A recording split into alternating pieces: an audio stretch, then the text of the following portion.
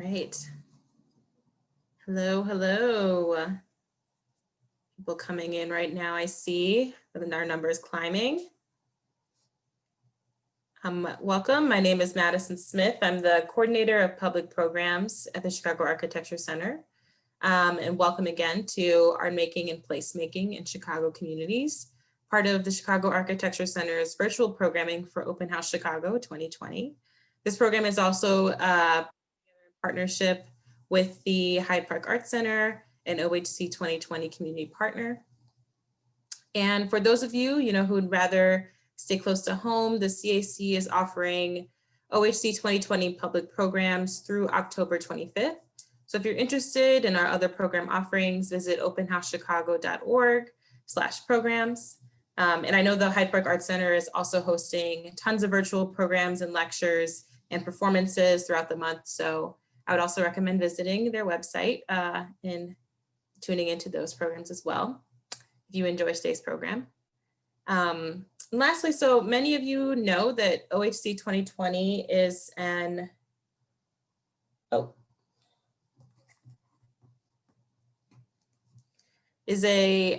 exterior only festival, but there's still so much to do in person.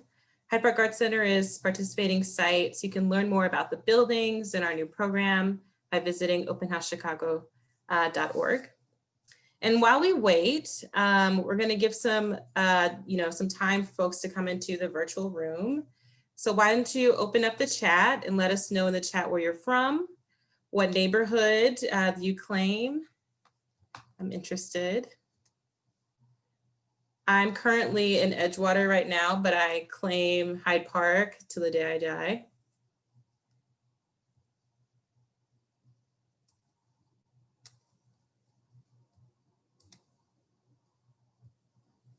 See Kelly's in Avondale. Avondale's been an OHC participating neighborhood before. So many great things to see in Avondale. Where else are people from? Shout it out in the chat.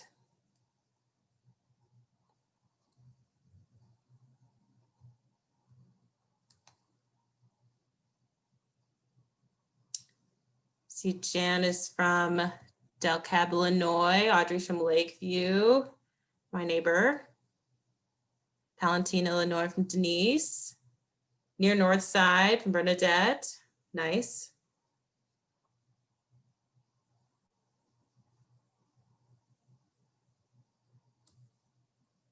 All the way from Houston, H-Town, Gretchen.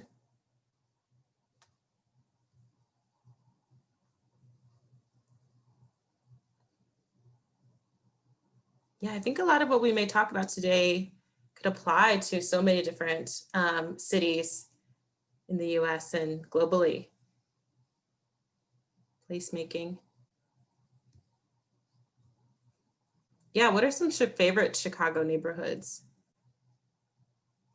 Let us know in the chat.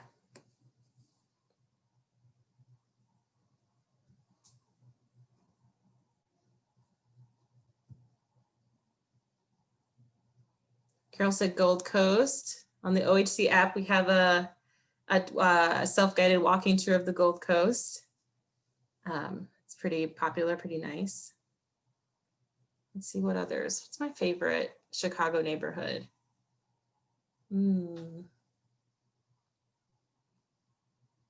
I think maybe Logan Square is my favorite Chicago neighborhood. Just love walking down the streets there. I think Uptown also. You can learn so much about Uptown just by walking down the street.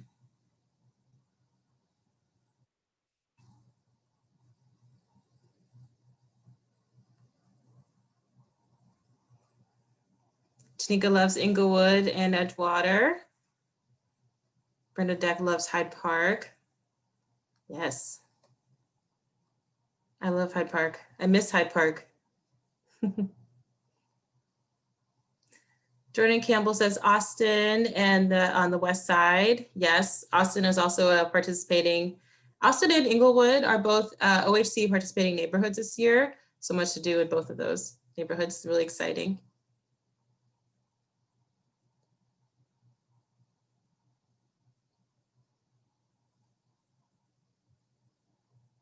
Audrey's partial to the Ukrainian village. Yeah. Oh yeah. I think it's a Ukrainian village is such a, it's on the border of so many different neighborhoods. I do love walking through that area too. Anne Louise zooming in from Bridgeport, becoming a North Lawndale booster / plan girl. Who could blame you? And Hyde Park is definitely a favorite. Yes. I wonder if we also have any artists in the house. If you are, you know, shout out your medium of choice.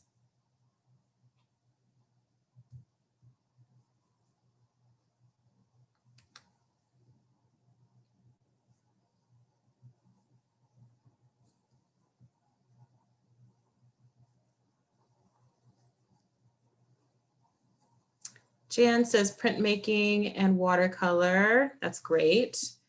On the Open House Chicago app, we had, we've worked in partnership with the Plein Air Painters of Chicago, and they put together some incredible paintings of participating OHC sites, really great.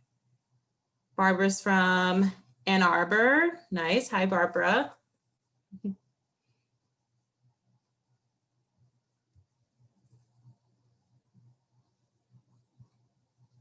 And if you're just joining us, we're asking about, before we get started at 2, we're asking about your favorite OHC or your favorite Chicago neighborhoods just in general, and where you're from.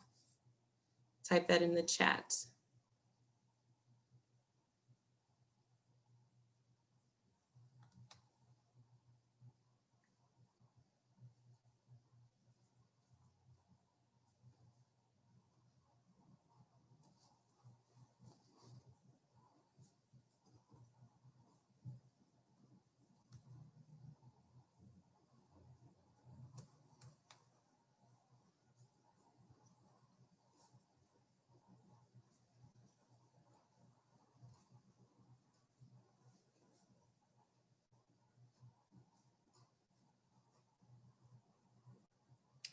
Hello. Jan loves exploring all of the neighborhoods. One of the things she loves about OHC and CAC. Thank you, we appreciate that. Lois is from Homewood and loves downtown parks. Yes, who can blame you? So many great parks downtown. Wisconsin member Robert Schubert here. Hi, Robert. Welcome. Welcome to Artmaking and Placemaking. We're going to get started promptly at 2 o'clock. So let us know where you're from in the chat. What are your favorite neighborhoods? Gary's from Edgewater.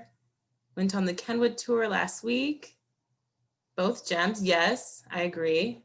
Kenwood is a beautiful neighborhood. Hyde Park Art Center is in Kenwood, and I've lived in Hyde Park for several years and didn't really realize I was living in Kenwood actually. But I just love all of the so much great architecture in Hyde Park and Kenwood.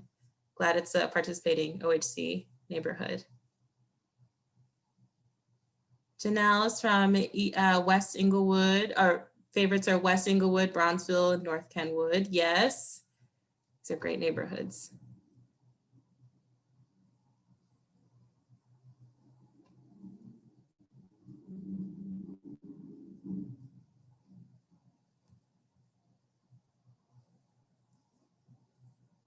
Hello, and Bill, I live in North Center. Hello.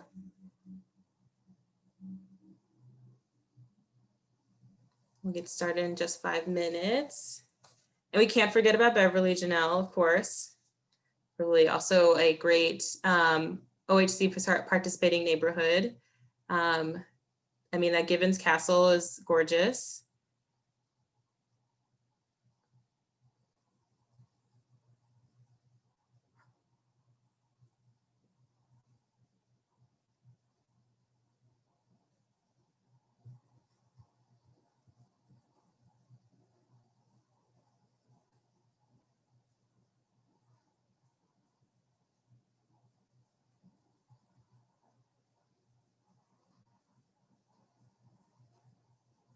And today is technically, the second day of OHC. OHC is 10 days this year. I wonder if anyone has been able to go out, visit the participating neighborhoods, use the app.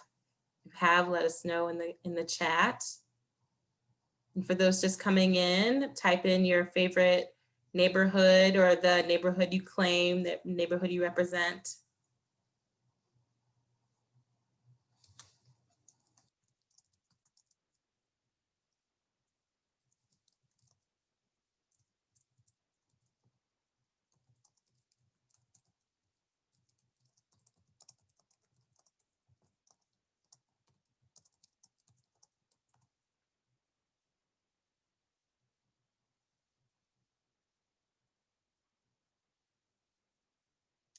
For those just joining us, hello. Welcome to Art Making and Placemaking in Chicago Communities. Part of the Chicago Architecture Center's virtual programming for OHC 2020. We're gonna wait just a few more minutes to let people come into the virtual room. But as we wait, or while we wait, open up the chat, let us know where you're from, what you claim, what neighborhood you claim, and even some of your favorite neighborhoods in the city.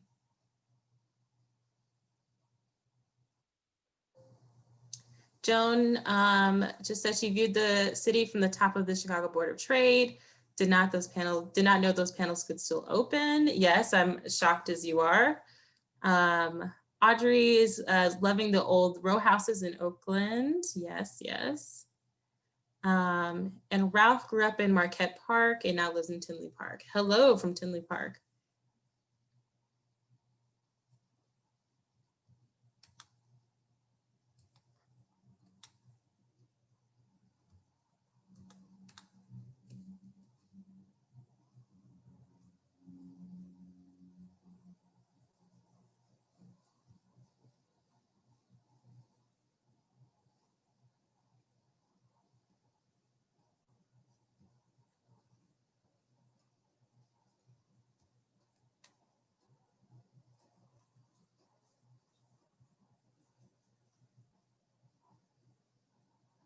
And Joan says, the app is excellent. Encourage all to use it. Thank you, Joan. Christiane lives in West Riverview, Addison, California.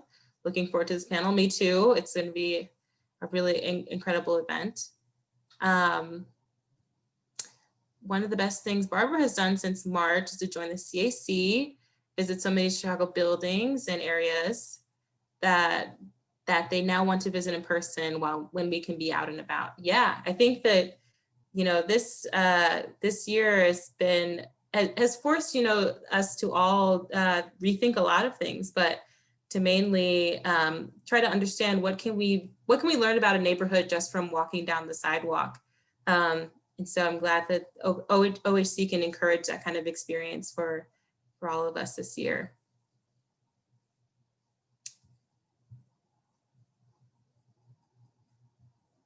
All right, we're gonna get started very soon. Everyone gets settled, get your snacks, if you've got them.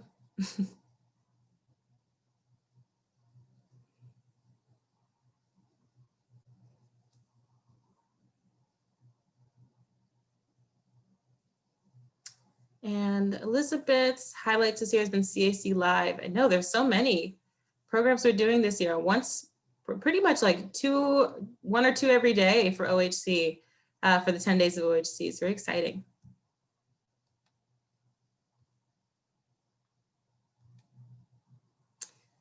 All right, so it is 2 o'clock, so we're gonna get started.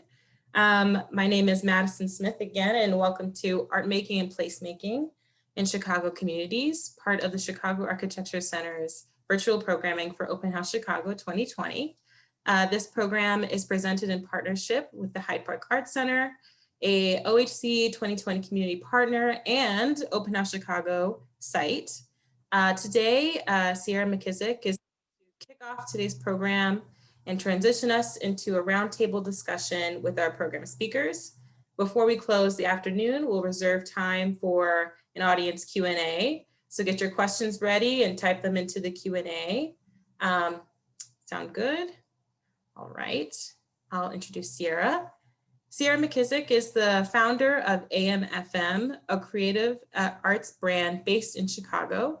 As a curator and producer, she seeks to combine the arts to cultivate community, access, diversity, inclusivity, and intergenerational interaction and a dynamic experience. She is currently the program coordinator at the Hyde Park Art Center.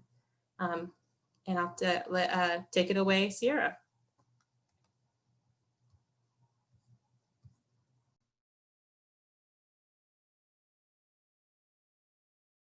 I was on mute. Hello. Thank you so much, Madison, for that lovely introduction. And thank you so much to Open House Chicago for having us all here for this wonderful discussion. I definitely encourage people to check out the sites that they have available, including the Hyde Park Art Center. We have a wonderful exhibition up right now called Artist Run Chicago, featuring 50 different artist-run spaces that you can view by appointment only. But I want to get into these wonderful powerhouse speakers that we have here with us today. It should be a fruitful discussion. We have Faheem Majeed, and this is a part of our upcoming exhibition with Faheem in 2021 at the Hyde Park Art Center, graciously sponsored by the Terra Foundation and the Joyce Foundation as well too, as a part of our programming. Faheem Majeed is a Chicago-based artist whose studio practice focuses on investigating, challenging, and highlighting the significance of culturally specific institutions. As its former executive director 2007 through 2011, Chicago's Southside Community Art Center serves as his primary muse. Majeed also serves as the co-director of the Floating Museum. The Floating Museum is an arts collective that creates new models that explores the relationship between art, community, architecture, and public institutions. Using site-responsive art, design, and programming to explore the potential in these relationships by considering the infrastructure, history, and aesthetics of a space. We also have Paola Aguirre Serrano as well with us here today.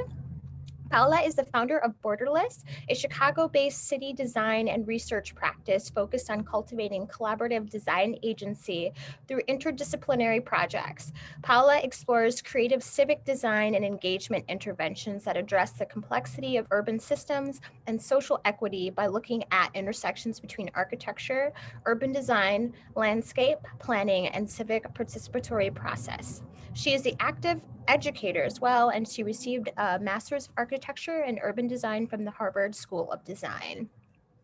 We also have Jordan Campbell and John Veal from Alt Space. They've been doing some wonderful work around the city currently as well too. Jordan Campbell is a documentary photographer and educator whose practice is based in the advocacy of political and economic transformation within marginalized communities. A recent teacher at Austin Career Academy in Chicago, Campbell uses his camera as a tool to give a voice to the people in need, as well as a platform to archive and preserve history of people and spaces alike. Campbell also serves as a co-founder of ALT. And with him, we have John Veal. Rooted on the west side of Chicago, John Veal has forged a collaborative transdisciplinary practice that is informed by his relationships, meaning that the community and spaces that they reside in often dictate the work and what form it takes. To understand one part is to understand all parts, primarily focused on the capacity of symbolic gesture as a means of a strategic tool. Veal uses his artistic agency as a platform for social engagement and discourse. In collaboration with Jordan Campbell, John Veal is also the co-founder of ALT. We also have Anne Lee. Anne Lee is an architect and assistant professor of practice at the University of Michigan. She is a founding principal of Future Firm, a Chicago-based architecture and design research office. Future Firm uses design to synthesize the aims and efforts of multiple stakeholders, catalyze transformation for individuals and groups, and create flexible space for diverse needs. This work includes commercial and cultural projects in Chicago's South and West Sides, including the recently completed renovation of the Silver Room in Hyde Park and the ongoing design of a community-led incubator and marketplace in North Lawndale with New Covenant Community Development Corporation. We also have Tanika Lewis-Johnson. Tanika Lewis-Johnson is a photographer, visual artist, and lifelong resident of Chicago's South Side neighborhood of Englewood. In 2010, she helped co-found Resident Association of Greater Englewood, also known as RAGE, whose mission is to mobilize people and resources to force positive change in Englewood through solution-based approaches. She is also a lead co-founder of the Englewood Arts Collective, established in 2017 to help artistically reframe the narrative of Englewood. Within her artistic practice, Tanika often explores urban segregation and documents the nuance and richness of the Black community. Along with Tanika, we have the other co-founders of the Englewood Arts Collective, Joe Nelson and Janelle Nelson as well. Fine artist, muralist, graphic designer Joe Nelson grew up in West Englewood and is an accomplished fine artist and graphic designer with exploits and achievements both locally and abroad. With a multidisciplinary approach and unique vision, his work are comprised of various mediums and surfaces, from large outdoor murals, wood sculptures, customized vinyl toys, to painted canvases. Anything is game. A former instructor at Gallery 37 summer program and a frequent mentor to youth, Joe's roots in Chicago run deep. Joe is currently lead designer for Chicago Transit Authority, and his works can be seen on special city trains and buses throughout the year. We also have Janelle, one of the primary founding members of the Englewood Arts Collective, consultant, manager, graphic designer. Janelle Nelson is a creative content creator specializing in graphic design and visual project management. With a penchant for the whimsy and a passion for positivity, she enjoys working with individuals and entities who do the unexpected and or help underserved communities. With a BFA in graphic design and a minor in fine arts in printmaking and photography, she started her graphic design career in the educational publishing industry and spent over 15 years in that niche developing skills beyond design and page layout to image research, art buying, copywriting, print production, and department management. In May of 2017, she ended her tenure as design director to pursue more experiential philanthropic leaning avenues. Janelle has established relationships and produced visual content both within and outside of that network as well. She is the co-founder and president of J&J Creative, a creative firm which she runs with fellow Englewood Arts Collective member and husband, Joe Nelson. So please welcome everyone here today. We've got some really great folks who are going to be in conversation with us here today. It's a mouthful. They're very accomplished, so I'm very excited to have this roundtable discussion with them about their work and practice within communities. And most of them have projects across the city as well. We've got representation from multiple neighborhoods, so I definitely want to touch base on that. But to open up the conversation, I wanted to start with, and feel free to chime in, this won't be your typical question and then each person kind of answers. I really just want it to be a rich conversation. So how would you define space making and space keeping specifically? What does that mean to you?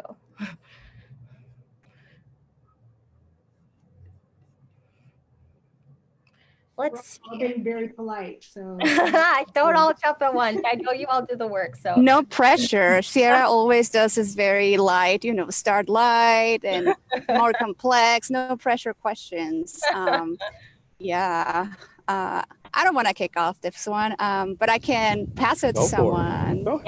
Yeah. No. I want to bring to the forefront. I'm really excited of the work that All has been doing in relationship to markets, all markets. I think it's a really cool example to start kicking off this discussion. Well, first and foremost, thank you for your generous words. And second, Sierra, that was a lot to read. With a lot of big words. You know what I'm saying? Everyone's practice is I cut them short also. You did a great job. Yeah, you killed it. Guys, we're honored to be here. I'm gonna take a light stab at this question. Jordan, feel free to disagree or agree, as we typically do. But I think that I think what we're really talking about is the capacity to be a good neighbor. Understanding who's on your block, understanding where you live, understanding the history, the rich history of not only the community and the architecture and the design of that community, but the people. Growing up on the West Side, what I used to love is you go down the block and there's a whole bunch of ices that you could get, made and stuff like that. And to be honest, I wasn't even allowed to go down the block. I had to sneak. you know, with my friends, because my dad was worried that like something bad was gonna happen, and we nothing ever happened. We just be on our bikes and stuff like that. But I think space keeping really is just being able to be there for your neighbors. I think that's what Alt Space Market is about. It's about being there for our neighbors. It's about being present in community. And I think it's tempting to do one-way giving, right? It's tempting to do one project and it gives for one day. I think what we try to do is think about sustainability. What we try to do is create a mentality of sharing. As for space making, I think we all take up space. Like right now, we're all taking up space. As we speak, we're taking up space on these screens. I think it's how we hold that space that matters, and how we can uplift others with that space. But that being said, I'm gonna lightly go off and let Awesome. So I think for me, it's about preservation. Whenever you are space making, you're putting things in, but you're also taking things out. It's like a additive method and subtractive method, and you're creating something within this space. And I think even when we're thinking about the markets, the spaces were already there. You know, we just kind of refaced them. We came up with new concepts, ways to reimagine these spaces, but also understanding the importance of the community that is within that space and how they add to this space. And within that, it takes its own shape. It takes its own identity. And I think the preservation of identity is all about community and space making. Yeah, with that being said, man, I kind of want to pass the ball to Faheem, man. I think that like the floating museum is a great example of like, you know what I'm saying, space making. Yeah. Thank you so much. No, I'm actually a big fan of everyone on this call, and I really enjoy taking time to talk with everyone. I mean, you know, I've worked with many of you and hope to work with everyone that I haven't worked with yet. But yeah, I mean, everything that Jordan John says, I mean, right on point. And I think one of the things that working with my team that we have to constantly check ourselves on is the notion of listening and not moving too quickly. So it's a bit of listening and questioning. So we always use the kind of motto of for and not with and not for. Because so often, you know, I think as, you know, art makers, you know, and people who produce and make things, we have a certain sort of knowledge. And sometimes we can move really fast because we kind of know what the outcome's going to be. But if you're working with, then you have to kind of constantly start over and say, hey, we're going to kind of walk through this. And sometimes those things turn out to be like really amazing looking things. And then sometimes it just, it doesn't, or it doesn't work. And the question is, what happens when things not necessarily fall apart, but maybe don't come out the way we wanted to? Do you go back, start over and keep working? And that's where the community is. So in a lot of ways, you know, without getting too deep into our philosophies, you know, it's really about the journey.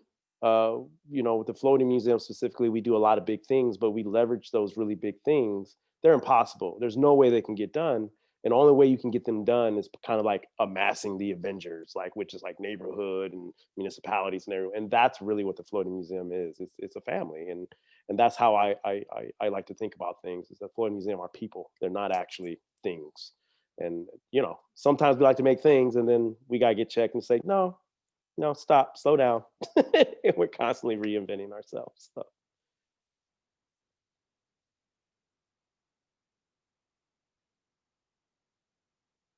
Yeah, who wants to? That's great. I would love to hear from specifically Janelle and Joe about what you guys are doing over in Englewood and how you do space making through art making and the murals and interventions as well.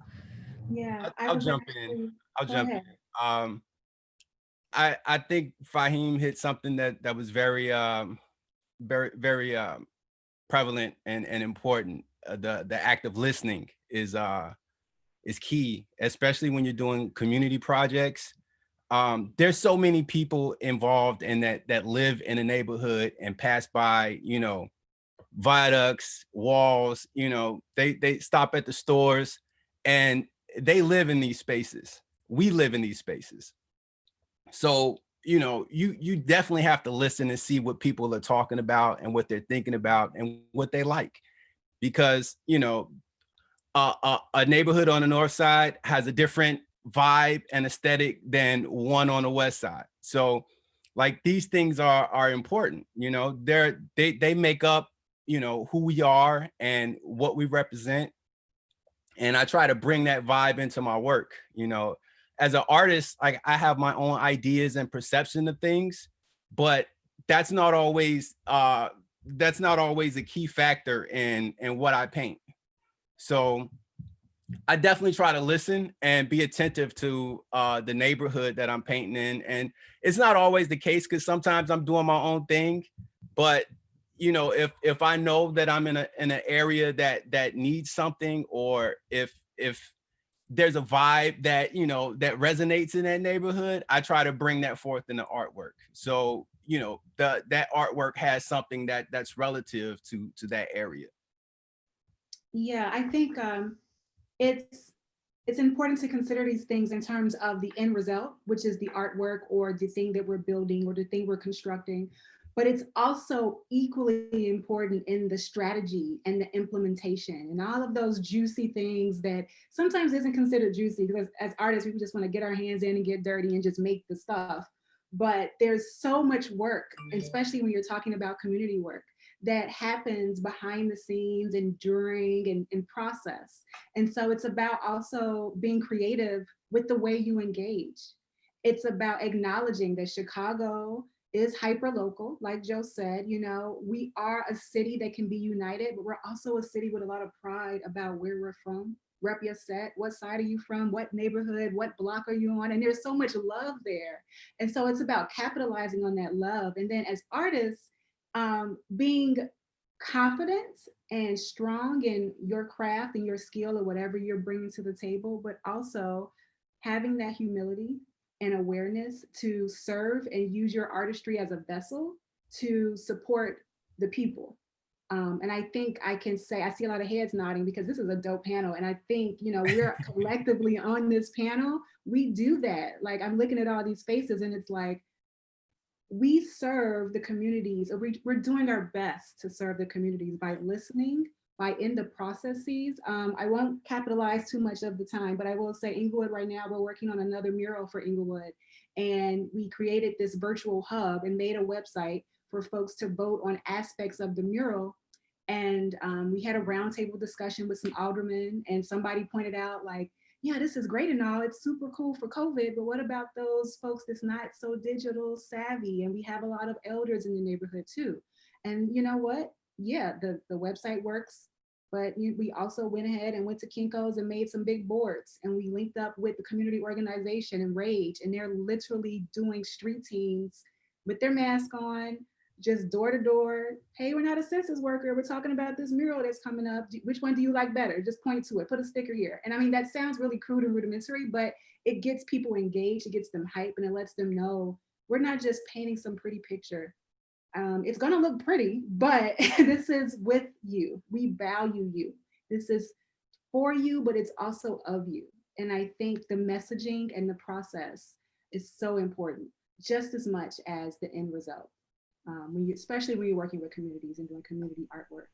Yeah, and I think that's such a great segue into the next point I wanted to talk about is how do you build trust within communities and why would that be important? I think for people like us and people on this panel especially, it's a no-brainer, like you can't just go into a neighborhood and do things, but why do you think that's important and how do you go about doing it with your specific projects as well?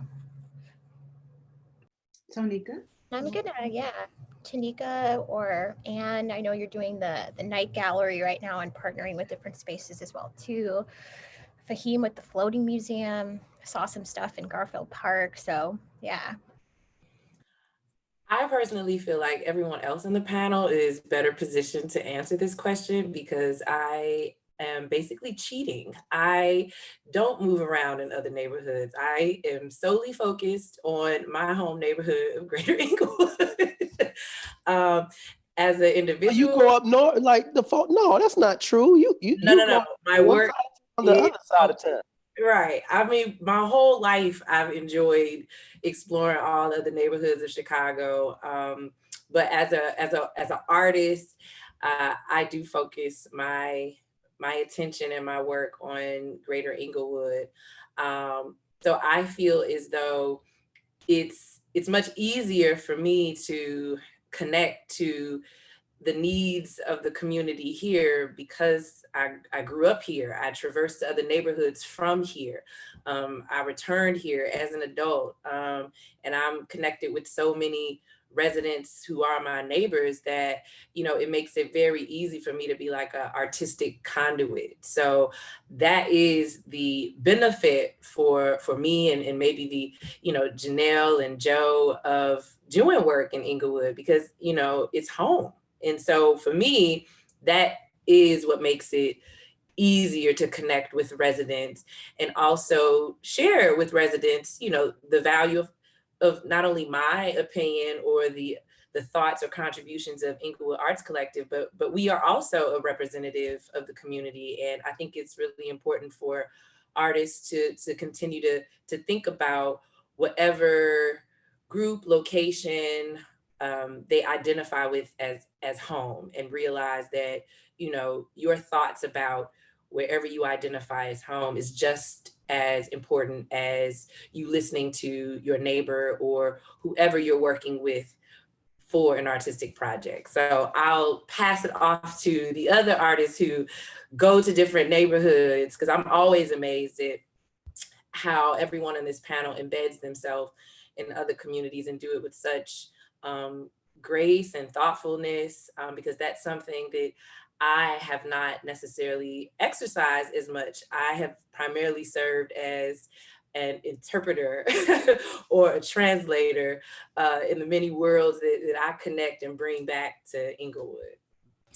I would argue though that yes, you know, what you do requires a level of, like, folder map project. What has been really important about is that the depth of relationships that you have to build to document those conversations, right? Those don't happen with anyone or in other settings. So I would say a lot of this trust building, I'm very skeptical of using that language because it's all about relationship building. It's how you build relationship with your friends and people you care about. And the trust building exercise is the same that you would do with people you care about and your friends. So that just translating that into, you know, connecting with community members. And I think what Folded Map has done, you know, the other projects that all of you have done is about lifting the voices, elevating the voices of those narratives that are important to be broadcasted. More and more, you know, I do a lot of documentation through video because it's so beautiful to hear folks that participate in projects talk about them in their own way, interpret the takeaways of the project, whether it's design installation, whether it's learning about an issue around social infrastructure, like the closing of schools, learning about disinvestment in neighborhoods, Black and brown neighborhoods. Like, they take it into their own language and reflect their own values through their own narratives. So I think this trust building exercise is connected to, like, how do we just go about building relationships, are new relationships and new partnerships, and all that exercise of cultivating relationships is a critical part of the work. I want to add to that. I love that. It was actually something I was writing down, was protecting values. Even when you don't share the same values, it's still important when you're building in relationships of trust and of a people, is them feeling safe. We all are living in Chicago, and the narrative is that it is not a safe place. John and I are currently in California right now, in Englewood, California. Yeah. And people are very much aware of Englewood, Chicago, and they're like, whoa, like, y'all, how y'all doing out there? Like, things are getting a little better out here, but we hear about Chicago all the time. And it's like, no, like, there's great things happening in our city, but why is there a narrative and a story that's being told that's differently? And I think there's a protective aspect and component to the work. And it makes me think about Kendrick Lamar. There's a lyric in his song that says, you know, fighting for your rights even when you're wrong. You know, rights are something that has to be protected, for all of us, for those who have voice and for those who unfortunately don't necessarily. And for artists, as Janelle was talking about, it's like, yes, we're those vessels, we're those amplifiers, you know, and people invest in us. My mom, my dad, my aunts, my uncles, Tanika, Janelle, Aisha, all of them have been pouring into John and I, helping us to understand the importance of our influence, our voice as we've been working in different communities, and understand like, hey, yes, it's a process and we're going to do things wrong, but we have to be humble and vulnerable and let people know like, hey, we're figuring it out, but we can figure these things out together, right? We're all trying to look to solve some of these same problems at different ends of it, right? All of us contribute different skill sets, focuses, understand like, yes, we are all a part of this process of making, but that this is a will that we don't have to reinvent. We just need to continue to push it forward. I think that it's funny that Jordan said that. When I was in my early 20s, I had moved to the south side of Chicago. And, you know, I moved there to be closer with my job and to work with the community. And it was so funny, man, because all the neighbors would be like, man, you talk funny. Where you go to high school? You know, like, what block you ain't from here, you know what I'm saying? Where are you from? You know, and there was this hyper local sense, you know, like everyone had grown up on the block together. And I respected that, you know, and so it took time, you know, like for me to build relationship, trust with them, because unfortunately a lot of orgs, people take advantage, you know, and they come in, leave. And so I had to like prove myself. I had to like, I moved there so I could be at the barbershop. You could see me at the barbershop. You could see me walk to the Jewel, you know, just like everybody else, you know what I mean? There's nothing special. Like we met every Wednesday, you know, we had coffee and we had tea and we would talk about issues. And unfortunately there was a death in the community. I don't live on the south side anymore, but I heard about a death in the community. One of the neighbors that we would always go to coffee, you know, with, and it hurts, you know what I'm saying? Because that's family, that's my family. And I didn't learn from Facebook or nothing. Like neighbors were calling me. And usually I get like 1 or 2 calls from like a neighbor every other week, which is cool. But when you get 5 or 6 calls from like all these different people from the same neighborhood, it's like, yo, what's up? You know, like there's something wrong, you know? And so just driving up there and understanding that we are one family, we are one body. And I think that's something I want to express here, is that we have amazing artists from around the city. But at the end of the day, it's 77 communities, it's one Chicago. We are one city. We are working towards the same goal. And we don't always get it right. You know what I mean? Like, I know for me personally, there's many times I've gotten it wrong, you know? But I think that the care that we show to one another and the care that we show to our projects, the care that we show to our neighbors, it matters. Yeah, and I definitely attest to all of that. It is definitely about relationship building. And I want to bring Anne into the conversation, specifically around the things that Future Firm has been doing with their night gallery and partnering with different locations around the city, specifically the South and West Side, and also the incubator that's happening in North Lawndale. Like, how have you been able to begin relationship building within these different communities and talking to people? I was lucky enough to be a part of the opening conversations. But yeah, I would love to hear your perspective. I think Sierra is like underselling your role here, which is that I've learned so much from like everyone on this panel, Paola, Tonika, like and Sierra, like I've actually just been asking like, hey, how do I do this work that really I wasn't trained to do as an architect, right? I think lots of us who come from design fields know that architecture is a field that trains you to work top down. It's like a hand of God approach. You show up with some idea and then you just argue until it comes to being, right? But I think for me, increasingly living in Chicago, that approach just doesn't make sense and it doesn't resonate with anyone. And so I think for me, all the things that have already been said by others on this panel, like listening, building relationships that are personal, that come from a place of vulnerability. I think it took me a long time to also kind of try to explain to folks like where I was coming from or what my background was. And especially in North Lawndale, where I'm an outsider, right? I'm not from North Lawndale, and people who live in North Lawndale have an incredible amount of pride in a neighborhood that has so much history and so much kind of incredible work. one thing I think I've been thinking about as an architect is what I can bring to the table in terms of expertise, right?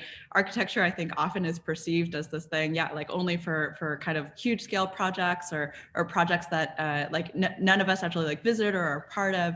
But actually, like architecture can be part of doing like maintenance and care, right? Like buildings, they take so much love and they need so much love. So that's work that we can help do. But also about like all the, for example, in North Lawndale, I'm just learning like so many people have like projects and ideas and things that they want to do and execute. And like, if I can help draw a plan for something, or if I can help figure out exterior wall detail that has been like stymieing a group about why there's leakage. This is also like a plug for people to go to the Central Park Theater event as part of OHC later this month, next week. I just think like what I'm hearing from everybody on this panel has been really important to me. That's like, we just need to listen. We need to show up. Like we need to bring our skills where we can, and we need to do so like from a place that's like really personal and vulnerable. And like, that's at least a first step. And for me, it's like as an outsider to the West Side, like if I make mistakes, I also just need to admit that and kind of learn and move on.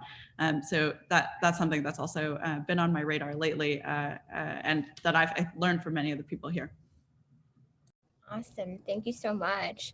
I definitely want to segue into my next question. So oftentimes projects of this nature are born out of necessity, of need, or to spark conversation around a specific issue. So for all, we're talking about food insecurity, Overton, with Paola, the school closures are taking over Overton Elementary School. Folded Map is talking about segregation and resources. And Tanika, this is definitely a question that you can attest to and answer.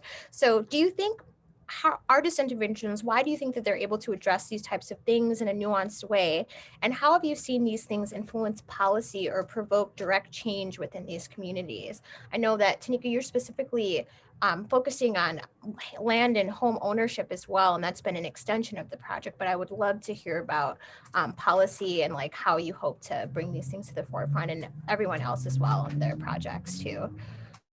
Yeah, I think, the relationship between artists, resident, and designers, planners, architects is like so important in elevating these issues and helping the community reimagine solutions, because I think that's something artists and planners and residents of a location that is facing severe social injustices have in common, is that they can all deconstruct an issue, an item, a thing, to make it more purposeful and useful.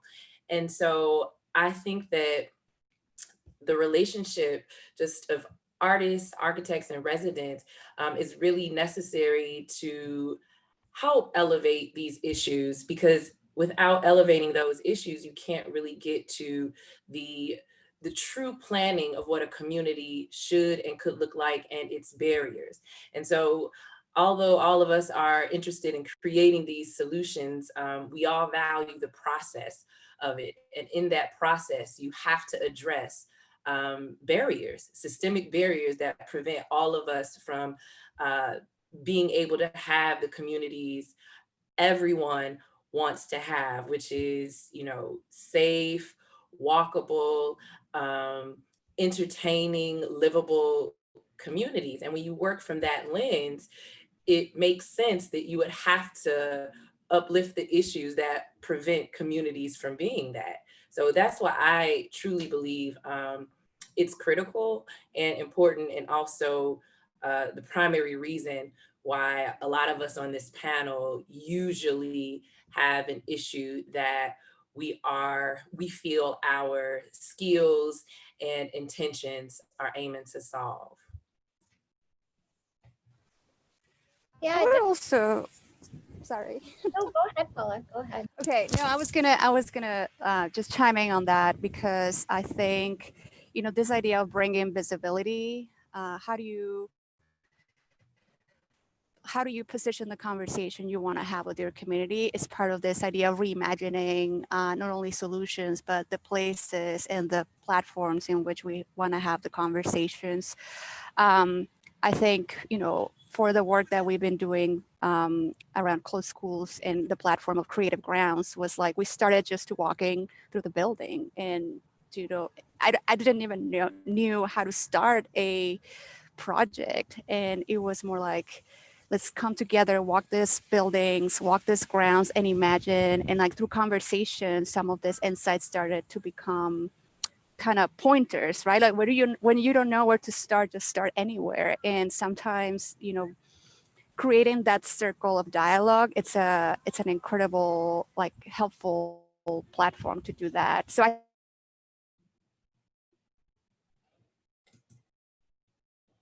No, I think she's frozen. she is. Oh no.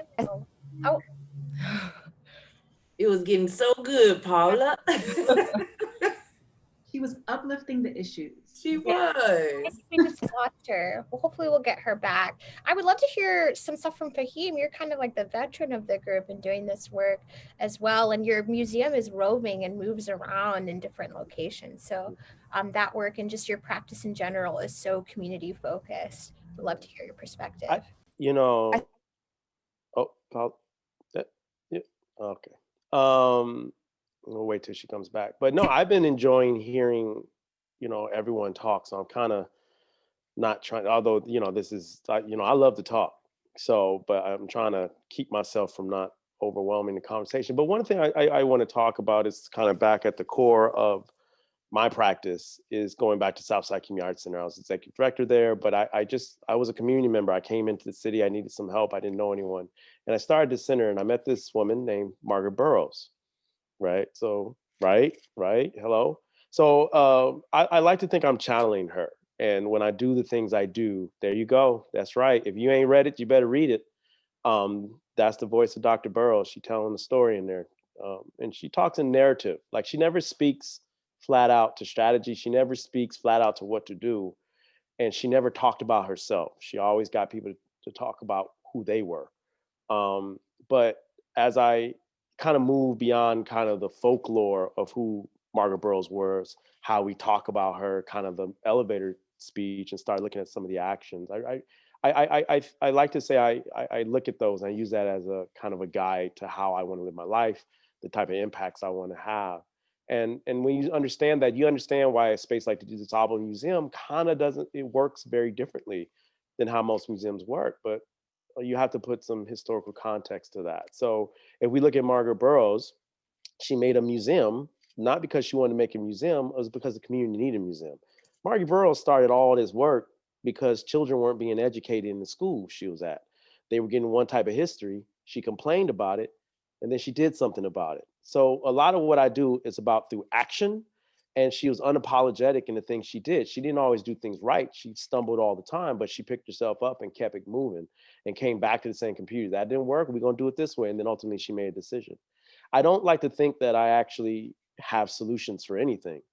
I think about like the reason we use the word museum is because there's a lot of things about pulling that apart. But we think about the city as a museum and the neighborhoods as the galleries. And not, once again, when I say with and not for, it's also highlighting what's there. It can be incredibly infuriating if you can imagine that you've been working in the community for 20 years and maybe you're not as organized or maybe you don't have the flash, but here comes something flashy into the neighborhood, like they're the gift to the world, and they just step over everything. They don't recognize what you're doing. So strategically, it doesn't make sense. Ethically, it doesn't make sense. I don't know the community, you know the community, so I'm not working with the community. I'm working with you who is working with the community. So what we do is we don't like this, like we got to pull apart this word community. It's a very problematic word because there's a lot of assumptions. My definition of that may be very different than others. So what I try to do, I say I don't actually work with, like, for example, I don't work with children, but I work with people who work with children. And I know if I work with the people who work with children, then the children are going to be okay. So if I go to a neighborhood or want to work in a neighborhood, I try to identify a very specific community or someone working in a very specific community, because on my block alone in South Shore, there's like 5 different communities. You know, I got the dudes on the corner. You know, I got the people calling the police on the dudes in the corner. I got the homeowners. I got the apartment people. You know, we got all these different communities, and they don't all, it's the ecosystem. So when I go in, I may only work with one of those communities, but I know ultimately it has a role and impacting positively in that. And at the end of that thing, it may just push the needle just a little bit. There's no solutions. There's examples that we set about how to think about museum practices and cultural practices, and then also supporting what's already there. And sometimes that's just about giving a little bit of money into the pot to do the thing that's already there. And if that's what we identify that makes the most impact, then great. But if you want to use this 30-foot inflatable for your event, we down with that too. We'll bring that exhibit if that's going to help. But if that's going to get in the way, we ain't going to do that. We're not going to do that. We're going to figure out what is helpful in this moment, and then we're going to come back. We're going to keep coming back. So yeah, that's just a little bit. I don't want to go too far. Yeah, definitely. And I want to do a time check, because that is a great segue into my final question. What are best practices for doing interventions within and with communities and at times vulnerable areas of the city? And like, what does that look like? What do you look for inspiration as well for your own work?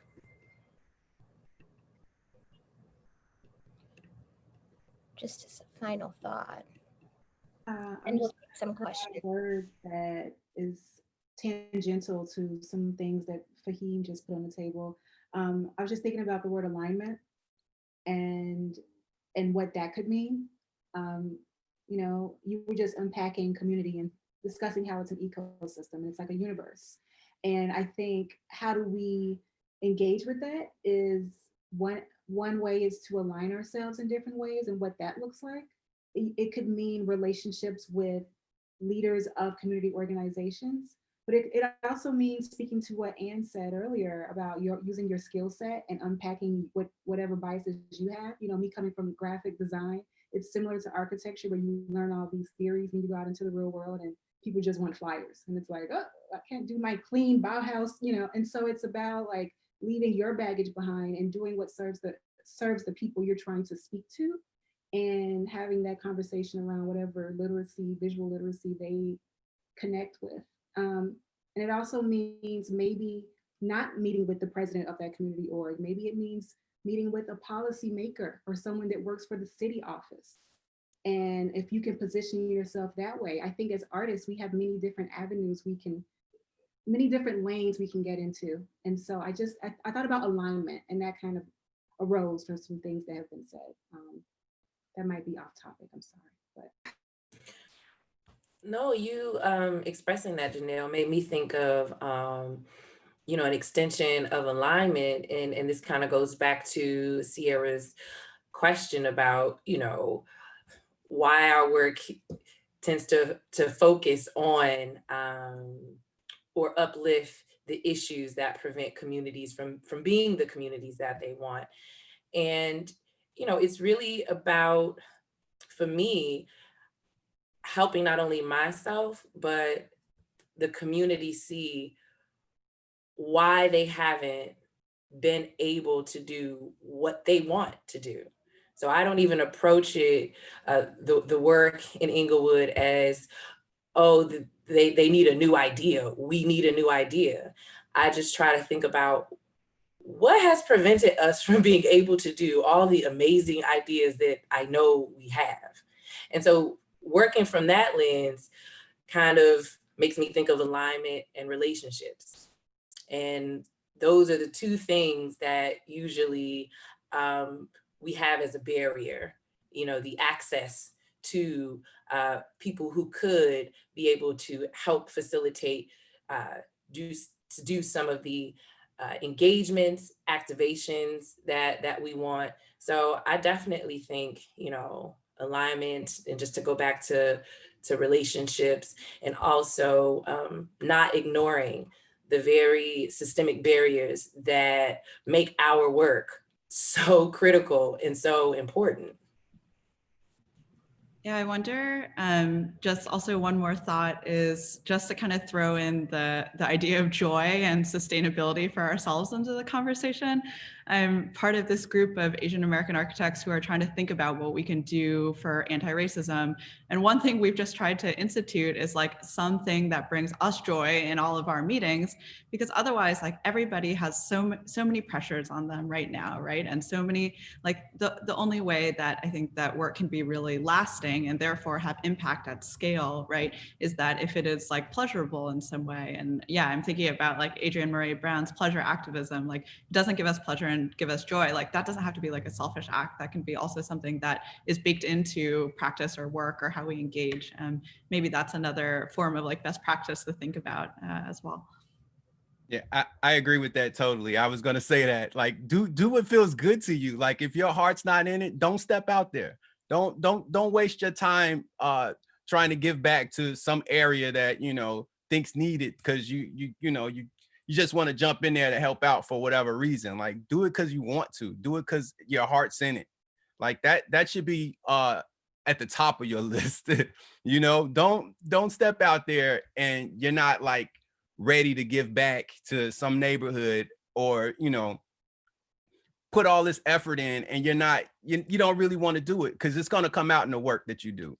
Like it's going to show. Like if you don't care and you don't really want to be there and do these things that, like, you know, I've seen people jump out there and say, you know, I want to do this because, you know, the TV's going to be out there, the TV's going to be on, and it's, who cares at the end of the day? Like 5 minutes of fame would get you nothing at the end of the day, you know. But meanwhile, people need things. You know, I tip my hat to like the guys at Alt, because like they're actually giving, and not just the, you know, one spot. Like they're moving around. Like the city needs things. Like there are people out here who are suffering. So if you can give in a way that doesn't hurt, like do that.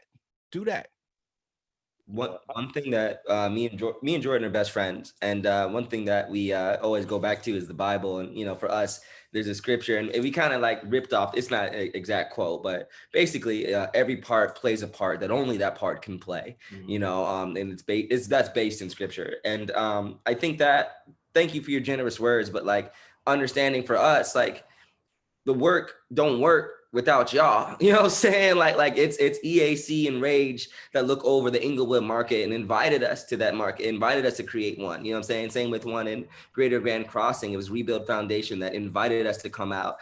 You know, it's our partners in Austin that help us to refuel those markets. You know, it's our friends, it's our neighbors, and uplifting their stories. And I think that me and Jordan work from a very needs-based analysis perspective, right? Like we'll be walking around in Austin and we'll be like, man, like there's so much trash. Why is there so much trash? You know what I'm saying? Like it's like everywhere. You're like, yo, what's the problem? And then you go to Oak Park, the neighboring neighborhood, right? Like and it's affluent, and there's a garbage bin on every block, custom made, you know, based in concrete. You know, and it adds to the narrative of this community. And usually when you think Austin, you think Texas. You don't even think Chicago. We've been telling people here in LA that, yeah, we're from Austin, Chicago. They have no idea what that is. And so from that perspective, we're like, all right, we need to design some trash bins and we need to scale them, but we can't scale them first without the budget. So we need to like design really dope ones first, you know what I'm saying? Get that symbolic gesture in. Then using partnerships, we can scale that work, you know, to serve more people. And then we got to figure out how to dump those trash bins. And so I think we analyze it in that way, but I think also it just comes from our relationships. Like my relationship, like I've had many exhibitions, but my relationship with the artists that I work with during those exhibitions inform the work. You know, and I think this relationship that I have with Jordan Campbell, you know, and where he comes from and his family and where my family comes from, that informs what we do. Yeah. I just want Janelle to say out loud what she wrote in the chat because it's so important. When Anna was speaking, I wrote down joy as an act of revolution. And that's one of my personal mantras in raising our son. So, you know, we're going to hold on to that joy and carry that as an act of revolution and not have him inherit trauma, as the world would like to it feels like it bears down in times. And then also when Joe was speaking, authenticity in everything we do, be authentic with it. Because like you said, if you're not, it will show. So I think that's a great note to end on and open it up for conversations. With the chat, we've got one question Madison said as well. Thank you all so much for engaging with the questions that I asked. I definitely took a lot in from that discussion. I hope that you all inspired each other, and like, it's just great to be in this virtual space with such amazing people and individuals. Madison, what's the question from the chat? So we've got a question from Harvey and Kathleen Youngberg. All of your work is beautiful and important to raise awareness of your communities and what's missing from them. How has your artwork translated or improved policies or relationships within the community? I'll jump in real quick for this one. So two things, the Englewood Arts Collective space that we beautified, that Alt Market has contributed to as well as we all here. That specific beautification has immediately transformed into a destination place, period.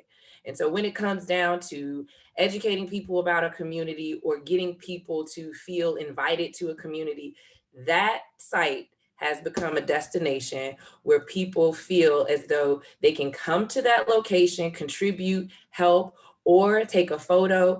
All of those things add up to foot traffic and awareness and engagement. So that's something very specific that would not have happened there at that location if we did not all come together to do it. One personal example I could give with Folded Map, like conceptually, yes, great. Larger Chicago has been introduced to this new way of thinking about disparity, but more specifically, Folded Map had a smaller version of an exhibition at Englewood branded store. And so that exhibition being at Englewood branded store not only brought a whole bunch of new visitors, people who had never been to Englewood, but also to that store specifically. And they turned into consumers and they bought stuff and they continue to come back. So those are just two specific examples. I have many that I can say turned into something really transactional and meaningful for the community as a whole, as a result of just these artistic activations or just thinking about placemaking in general. I love that. I would love to hear from Paola as well, because you're working with closed school. Like, has there been any conversation around what to do, interventions like that with other closed schools, or like how has that sparked any policy changes with arts interventions? Oh, that's a really interesting question. Can you hear me well? Okay, and a hard one as well. I think like this, the pressure of like, what does this project need to do? Like, I don't know, we're just all trying things, I feel like we also kind of demonstrating like other possibilities of transforming the built environment. For Creative Grounds in the closed schools has been, it was very heartbreaking to see how, not that the schools closed, which I think is a major like issue, like the inequity of the reflection of racism and segregation that just West Side, South Side schools experience, but like, it's not the if, it's the how. So for us was like, can we demonstrate another way of doing this? Like what happens to the schools in between they get redeveloped or reactivated? So that's that's the material, the timeline that we were working with, and holding space for community to be able to, create their own ways of activating space that it's strategically located. Schools have this very strategic location in neighborhoods, but also their place in the kind of collective narrative of neighborhoods. They hold so many memories. They hold so many important things for the collective memory of neighborhoods. So we're working with that as a material, and like how do we keep just making space by being present and being here. Well, let me push back a little bit on my girl's answer. Creative Grounds and her work at Overton, how it has helped people imagine what is possible, like to actually have a living model. People have been wanting to repurpose schools and imagining what they can do, but to literally have an example, like the whole school is functioning as not only just a workspace, but gallery space, like a gathering space. It's just amazing. And just its existence has helped people think differently about it. And that thought being different has transferred into how people who influence policy, how they can strive to make repurposing schools a priority. So I've literally heard people reference Overton when talking about school closures and repurposing schools. So I'm gonna just say that. Thank you for saying that also. Madison, do we have one more time for one more question from the chat? Yeah, so we had a person say, for a young person looking to pursue social activism through art, what do you recommend to gain experience and get started?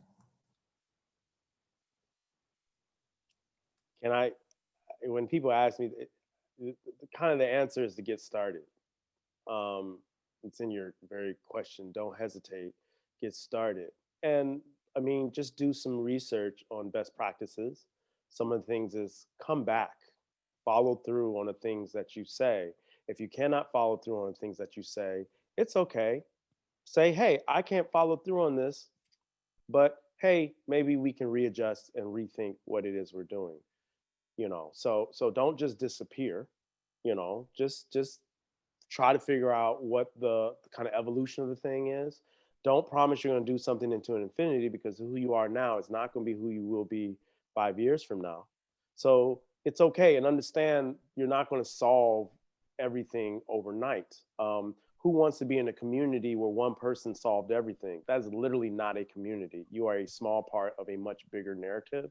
And as long as you're just handling the thing that you're said you're going to handle, then we ain't got to worry about you. We can work all together. We can worry about everything else. So just do what you're going to do well, follow through, and understand you're going to build, you're going to grow, you're going to make some mistakes, but just be humble to say in the beginning that you don't know everything. And it's okay. Just come back. Just keep coming back. That's all you got to do. It takes some time. I second what Faheem said, and also what Joe was saying earlier. Find out what you love, because the road to even finding that out is a process. So if you're a young artist, find out what you love to do, because sometimes that takes time. And when you land on it, then it'll be easier to see how you can use it to continue doing whatever it is you want to do. But definitely take time to find out what your artistic passion is, what medium you want to focus on improving or getting better at, or just doing. But yes, to do it and do the thing that you love. And let me add one more thing. Volunteer. Mm-hmm. Like, you ain't got to rebuild nothing in the beginning. Go out. There's organizations. You ain't got to build a youth program right next to a youth program. Go out and spend some time learning. And the way you do that, if you can't get paid, you got some time, take that time and spend in the community. I guarantee whatever you put out is going to come back to you in ways triple anything that you think you're going to be giving. Don't be transactional. Just put it out there, and trust me, it's going to come back to you in ways you can't even imagine. So just get out there and give to something that's there. And then over time, if you like, you can do both at the same time. But yeah, volunteer. I want to There are speak a lot to of orgs. Oh, I'm sorry. Go ahead. No. Go ahead, bro. I was gonna say there were a lot of great orgs in Chicago and community groups in Chicago that already exist. Like, there's no need to reinvent the wheel. Like Faheem was saying, just get out there, volunteer, like reach out, connect with people, connect with your neighborhood. There, I mean, locally, you can reach out to people and find good orgs with good people that you can partner with and do good things with. Yeah, and follow your heart, man, because I find that, when you lead with your heart and doing things that you care about, like, doors open up for you. People people will understand where you're coming from. It's easier for you to tell your story and for people to understand your story when you're doing stuff that you love. Amen. There's a comment that says it's difficult to get started without an education, and I just want to say, even though that is very true, I'm living proof. I'm probably the only one on this panel without a college degree. I have no degrees. I just do the work. I do what God calls me to do. You know what I'm saying? I make the work, and I learn a lot.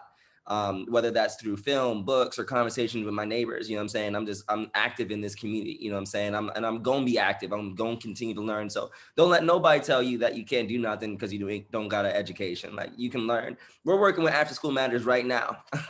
You know what I'm saying? This is our second season. We done reframed Chicago Park District's entire digital engagement through COVID-19. And that's just because we do the work. I want to add to that. I simply just think about everything that everyone was saying. It just leads to me about experience. When you go to apply for a position at a job, one of the things that I found out is they want to know how long, what are your experiences? And to me, my father's always been a man that's told me, like, hey, it's important that you put your hands to the plow and don't look back. Don't take them off, but focus on the task that's at hand. And I think that if you believe enough in yourself and understand, like, hey, this is something I want to do in this life, and this is something I want to do in this world, understand that in itself is important, and it matters, and that you should believe enough in yourself and know that there's other people that are out here with you that will believe in you as well. And I think we all kind of said that in our own way, that things will they'll start to present themselves, these opportunities. Like, even right now, John and I are on this conference. What's cool to me is, like, I failed public speaking 3 times in college. John knows, like, I can't stand public speaking. I'm the one who's going to be out there doing the work, but it's like, I'm here because there may be somebody on this conference that's listening and may see themselves in me or in all of us and say, hey, I can do this. And that's how I feel every time that I speak. It's like, it's not for me, but it's truly for those who are listening. And I think this has helped me get that experience to grow in that. And like Faheem said, research, study. And this is a part of that practice, that process of researching and studying is in the doing. Well, thank you all so much for participating in this panel today. Greatly appreciate your wonderful insight, your great work. Everyone in the chat and in the people viewing and listening to this conversation, please follow all of these people and their projects. If you're looking to volunteer, I'm sure they could use some help because they're out here changing the city one project at a time. So thank you again to all of our speakers and panelists today. And thank you so much to Open House Chicago for offering the platform for us to be able to be in conversation today. I'll greatly appreciate it. And come and check out our show at the Hyde Park Art Center. It's not to be missed. It closes November 4th, and it's 50 artist-run spaces, and it's just simply amazing. The entire building is taken over and offering diverse voices within that one space. So please come through and make an appointment and check out our site. Thank you. Yeah, we're so thrilled to have the Hyde Park Art Center back as a site in Open House Chicago. And as Sierra mentioned, you can find a lot of these links to our speakers in the chat. Definitely check those web pages out. And you can find out more about Open House Chicago 2020 by visiting our website, our social media channel, Shy Architecture, or in our newsletter. Thank you so much for being here. We're honored to have you. And I hope you enjoyed today's program. Thank you. Thank you. Bye, everyone.